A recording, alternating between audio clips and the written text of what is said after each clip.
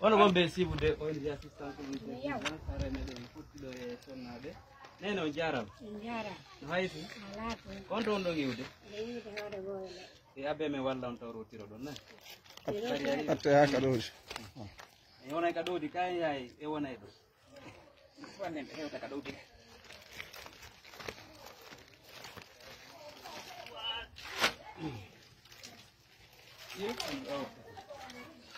on jarama o wiide terugol on to iwɗon terugol hoore boowe ɗum ko on to ɗum abbe men ƴet mi sagataɓe ɗiɗo men townata ye ɓiro sene ɗo aray ko moƴƴoɓere men mari innetende ONG assistance humanitaire d' urgence gasara ɗo nani inde Mariame Touré ka kaw nanali inde makko nani inde makko aray ko moƴƴoɓere wallitonde jama on ɓay noon onon min fotti e mon ɗo ɗon iwde tenugol gonto yoɗon tenugol on mari ɓiɓɓe kombo walli on tenugol ɗum ɗo on so ɗon jogui himpare ka ho tenirde ye ɗum no woɗɗi ɗo ɗum ko fewdo on har ko yawgol aron ye ɗum ɗo noon o yeeya woni ka ko on on tenay ka suuma yew ɗo ngal dongal ɗo ye min heeɗi komin defara mi woodi ko defire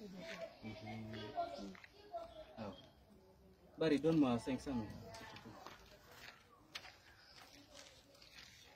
aray e inde moƴƴoɓere nden de moƴƴoɓere nde Mariame Touré ardi nde ONG assistance humanitaire d' urgence ara meɗen heeɓi ɗo e fina fakka seeɗa fi suuma e on aray noon ko jooɗiɓe Allemagne to moƴƴoɓere no inne ɗon ko onno de moƴƴoɓere groupe de femmes AGA ɗum ko association de guinéenne jooɗiɓe Allemagne kaynete ɗon Francfort aray ko ɓen ɗon hewtini men ɗe jawle ɗo ɓe maaki min wattu e sookeje hato jimɓe ɓen ɓayno honon ɗo heno no fewdorɗon ɗo ni ko neneɓe ha joni ɗon senade e tenugol ene on ala ko tenana woni ne biro on ala ko tenana o senega ɓade ga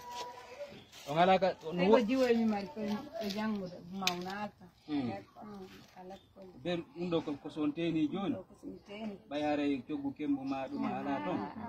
on ala coggu kembu on ala coggu leɗɗe ko ɗum woni nabude on teni awa haray ɗo heno ɗo 500 000 francs ɗiɗo ɓay haare kono ɗiɗo woni ɗo e watton barke e wore ɗum ɗo heno 2 ɗiɗi tati nayyi joyi jeegom jeetati jeenayyi sappo 2 ɗiɗi tati nayyi joyi jeegom jeetati jeenayyi sappo 2 ɗiɗi tati nayyi joyi ɗum woni jelu temeɗɗe joyi aray ko sunna kati mon onon ɗiɗo nani barka nani waɗu barke o waɗa barke Allah ɓeydu barke amin ɗum yurmi honno oy marane kon boni yette bajo awa marata awa oɗo wonɓe siwde ONG assistance humanitaire d' urgence haray ko ɓe sonnaɓe ɗo neniraɓe macca yakke min fotti e maɓɓe hiɓe yiwde aray tenugol ko on to de hoore boowal hoore boowe enen noon o yii dolle ɗen ɗo hay minen sagata ɓen karan hay min wawiri ƴettirgol ɗe no woɗɗi ɗo ko hawata toon ɗon haw hewti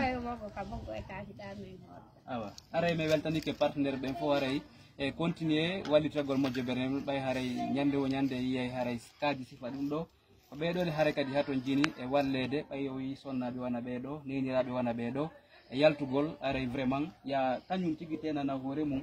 battandema ɓay kamɓe ɓe ala haray e paykum ko tenanaɓe ɓe ala kadi mbuuɗi ko ɓeynaɓe sooday leɗɗe ma ɓe sooday kembu tentinima ka suumaye ɗo ɗo gandi jama on so soñjori haray continuer haray wallitagol moƴƴoɓere ONG assistance humanitaire d'urgence ko tawata haray so woni be indi ke jawle den be nabire ka hanu ben hendagol si Allah muyi en tinti day émission go kadi jarama barka barka na wallo non rondagol ka